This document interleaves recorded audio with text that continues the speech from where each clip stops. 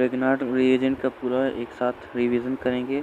थोड़ा सा लंबा टॉपिक है तो मतलब मे बी इसको 10 मिनट के अंदर रैप अप करेंगे। तो ग्रिग्नार्ड तो बेसिक है, ये RMgx को कहते हैं। ये R होता है तो ये M और X अल्काइल मैग्नीशियम हैलाइड है। जैसे अगर ये PH हो गया तो ये फिनाइल मैग्नीशियम हैलाइड हो जाएगा।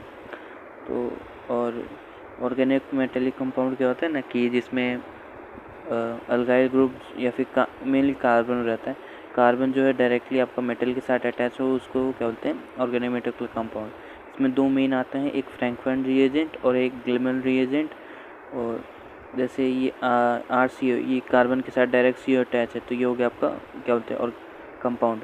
पर इसके साथ मेटल के साथ ऑक्सीजन जो है, ऑक्सीजन के साथ कार्बन है, यानी ये फिर नहीं होगा। फिर उसके बाद प्रिपरेशन ऑफ ग्रिग्नार्ड में ज़्यादा कुछ नहीं करना है, सिंपल है कि अगर RH है या PH है, इसको Mg ईथर के साथ दिया गया है। ईथर जो होता है इसमें सॉल्वेंट होता है, तो ये जो बस डायरेक्ट ये Mg जो है ये बीच में घुस जाता है और इसमें भी ये Mg बीच में घुस जाता है, तो ये PH MgX और R MgX बन जाता है। ठीक है, तो अच्छा हाँ, ये सॉल्वेंट ईथर की जगह हम OET भी इस्तेमाल कर सकते हैं या फिर क्राउन ईथर भी, और ये कंपाउंड भी इस्तेमाल कर सकते हैं। आगे इस प्रिपरेशन में प्रिकॉशन क्या लेने रहते हैं कि जो ग्रिग्नार्ड है अगर उसको H2O NH3 H2SO4 या HCl के साथ रखते हैं तो रिएक्ट करके एल्कीन बना लेता है, या फिर अगर जो ग्रिग्नार्ड है उसको हवा में छोड़ देते हैं यानी O2 की प्रेजेंस में ये अल्कोहल बना देता है।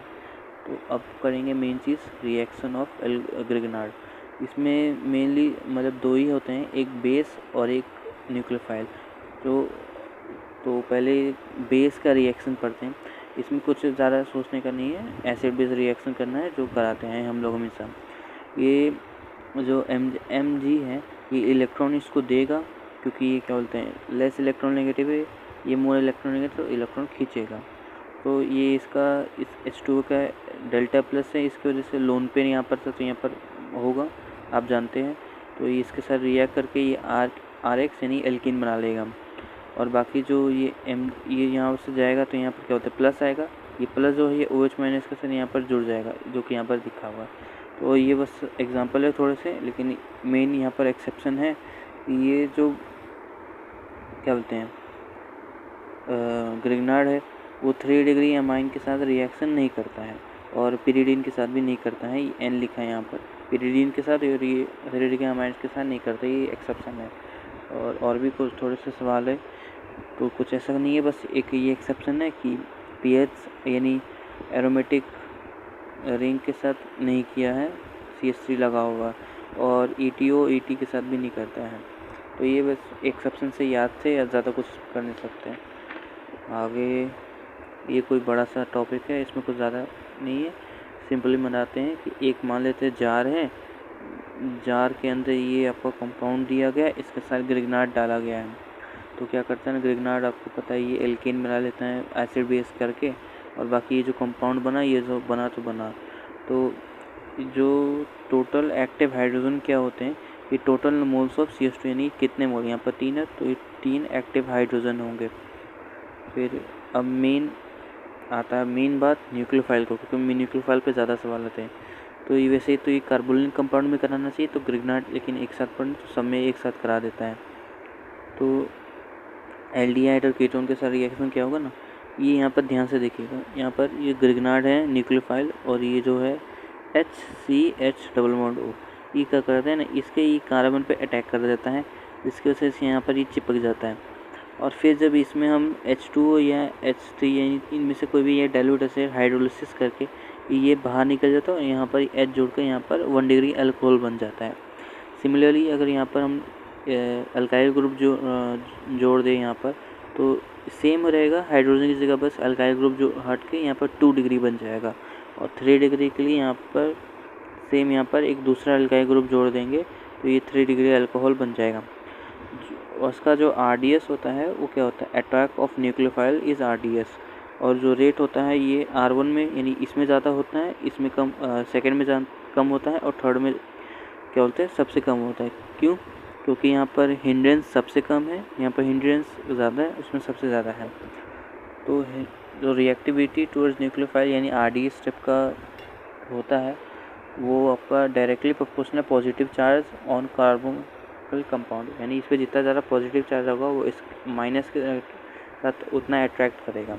और 1 स्टेरिक रिपल्सन या हिंड्रेंस बोल सकते हैं, नहीं हिंड्रेंस ज़्यादा सही शब्द होगा। ये कुछ एग्जांपल है, ऐसा कुछ नहीं है, मतलब ये पॉजिटिव चार्ज का, ये हिंड्रेंस का एग्जांपल है। अब ये मेन चीज़ ये है इम्पोर्टेंट, इसको लगा दो स्टार।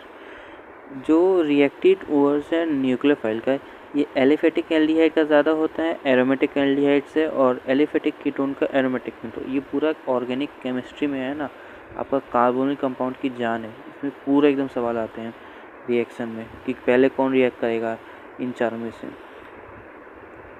फिर ये एक अच्छा सवाल है, मतलब ये सवाल क्या होता है ना कि कितने तरीके से हम ये कंपाउंड बना सकते हैं ग्रिग्नार्ड से।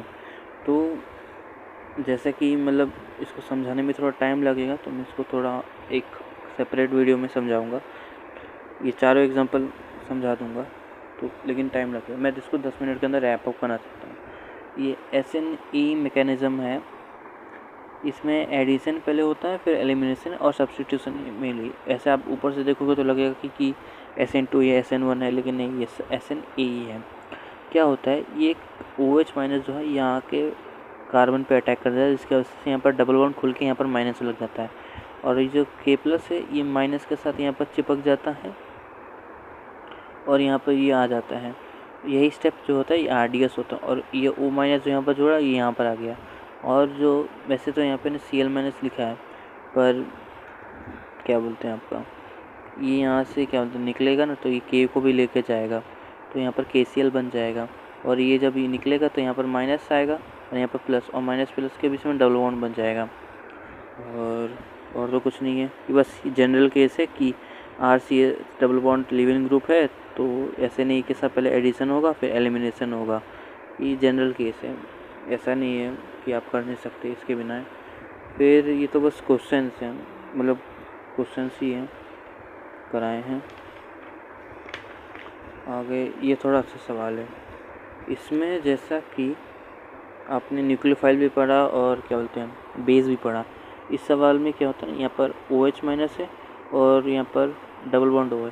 तो ग्रिग्नार्ड क्या करेगा, पहले न्यूक्लियोफाइल बनेगा करेगा या फिर एसिड बेस रिएक्शन करके करेगा। तो एक ध्यान में पॉइंटर बात है कि Grignard act as base first, ये पूरा मेन चीज़ यही है ग्रिग्नार्ड में। अच्छे सवाल इसी से बनेंगे कि पहले ये बेस की तरह एक्ट करेगा। जो वैसे ही आप इसको बेस की तरह रिएक्शन करके यहाँ पर क्या बोलते हैं OH बना दोगे, इस साइड भी सेम रहेगा। फिर मिसलेनियस रिएक्शन से कुछ क्या होते हैं ना कि ये रिंग है ना, इस रिंग में ध्यान से देखिएगा, ये डेल्टा माइनस है और ये लोन पे रहता है, जिसके से यहाँ पर डेल्टा माइनस आएगा, और यहाँ पर डेल्टा प्लस, यहाँ पर भी डेल्टा प्लस। तो ये जो डेल्टा माइनस ये SN2 करके है ना, यहाँ पर इसको खोल देगा, जिसकी वजह से ये कंपाउंड बनेगा। ये यहाँ पर चिपका, यहाँ पर R, और ये खुल जाएगा, और यहाँ पर H2 डाल मतलब OH डाल देंगे तो ये OH बन जाएगा। इसी प्रकार से ये भी सेम इसी तरह से ये खुल जाएगा, ये रिंग भी खुल जाएगा, लेकिन ये रिंग नहीं खुलेगा। क्यों नहीं खुलेगा नहीं पता, क्योंकि हम लोग को कराया नहीं करे, एक्सेप्शन है। और इसका जो रेट होता है ये R3 में सबसे कम होगा, R3 में, और R1 में सबसे ज़्यादा। R1 में सबसे ज़्यादा क्योंकि यहाँ पर क्या होता है एंगल स्ट्रेन हो जाएगा, तो ये अनस्टेबल है, तो ये सबसे पहले रिएक्शन करके ज़्यादा स्टेबल होना चाहेगा। और एक ये भी है कि RMGA जो है ये सेम इसका है, लेकिन यहाँ पर एक मिथाइल ग्रुप भी है, तो ये जो डेल्टा माइनस है ये लेस हैंडेड साइड पे अटैक करेगा और ये कंपाउंड बना लेगा जो भी है। तो और एक सवाल हाँ ये भी था कि ये RMGA है ना, ये CO2 के साथ रिएक्ट कैसे करेगा। तो यहाँ पर डेल्टा माइनस है, यहाँ पर डेल्टा माइनस लोन पेयर की वजह से, तो ये माइनस जो है इस प्लस में जाएगा, तो यहाँ पर ये चिपक जाएगा, जिसकी वजह से ये डबल बॉन्ड यहाँ पर टूटे, यहाँ पर खुलो एक बात है। और इसके बाद यहाँ पर H+ डालेंगे तो OH होगा, ये कार्बन की जगह H आया है, S आया है, S आया है, और SO3 आया है। तो यहाँ पर डबल, आपको पता ना स्ट्रक्चर क्या होता है, S double bond O double bond O double bond O, तो वही अटैक करेगा यहाँ पर, इसका से डबल बॉन्ड खुल जाएगा और ये स्ट्रक्चर बनेगा। यहाँ पर H+ डाल देंगे, सेम बनेगा। लेकिन ये थोड़ा याद करना कि एस के साथ जो आर है ना वो एस एच बना देता है, आर एस एच, जिसको थायोल बोलते हैं। आगे जो है कहाँ गया, हाँ ये भी कुछ रिएक्शन से फालतू सा, ये हाँ ये एक्सेप्शन है कि ग्रिग्नार्ड को अगर आप PbCl2 के साथ रिएक्शन करेंगे तो क्या होगा ना कि मतलब पहले मैं बेस बना लेता हूँ कि यहाँ पर HgCl2 है, तो ग्रिग्नार्ड जो है ना एक बार इसको करेगा, लेकिन Cl2 है यानी 2 बार है, यानी 2 बार ग्रिग्नार्ड कंज्यूम होगा, तो 1 2 तो यहाँ पर R2 होगा। सेम यहाँ पर R2 है तो यहाँ पर R3 है तो 3, 4 है 4, लेकिन ये एक्सेप्शन है, याद करना पड़ेगा। तो PbCl2 है तो यहाँ पर 4 बन जाएगा। और अगर ये R जो है ये इथाइल ग्रुप अगर हो गया तो ETP को TEL यानी एंटी नॉकिंग एजेंट भी कहा जाता है। फिर तो ये तो बस रिएक्शन है, क्वेश्चन है, इसमें कुछ इम्पोर्टेंट नहीं है रिवीजन के लिए। फिर हाँ मेन चीज़ ये आता है, ये भी इम्पोर्टेंट है, कार्बोनिल कंपाउंड नहीं पूरी ऑर्गेनिक केमिस्ट्री का है ना, ये मेन चीज़ है कि एसिड क्लोराइड जो है वो ज़्यादा रिएक्टिव होता है एनहाइड्रेट्स, एल्डिहाइड, कीटोन, एस्टर, एमाइड और एथाइल क्लोराइड के न्यूक्लियोफाइल की तरह RMGH H2 के द्वारा। इसमें भी एक मेन चीज़ याद रखना कि Grignard act as base first, ये पूरा ग्रिग्नार्ड का है, तो बस ये वेरी इंपॉर्टेंट लगाया गया। बस यही काम था, ये कुछ 1-2 एडवांस के सवाल कराए थे, ऐसा कुछ नहीं है, पर ग्रिग्नार्ड आपको ख़त्म हो गया है, यही था। Thanks for watching.